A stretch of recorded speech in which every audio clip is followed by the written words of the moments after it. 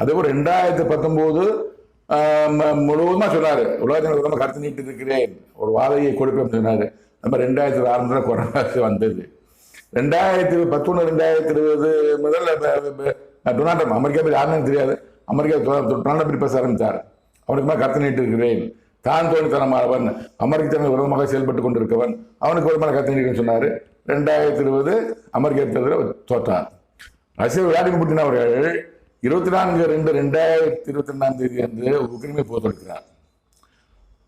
அதே நேரத்தில் 26/2/2022 எந்த கருத்துக்கும் சொல்கிறார், உக்ரைன் விரோதமாக ரஷ்ய விளாடிமிர் புட்டின், அவனுக்கு ஒரு விரோதமாக நான் கருத்து நீட்டு இருக்கிறேன், ஒரு வாதினால் வாதிப்பேன், பராஸ் கொடுப்பேன்னு சொன்னாரு.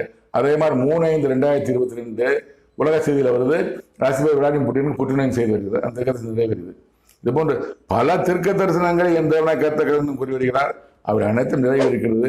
இவரை எல்லாவற்றையும்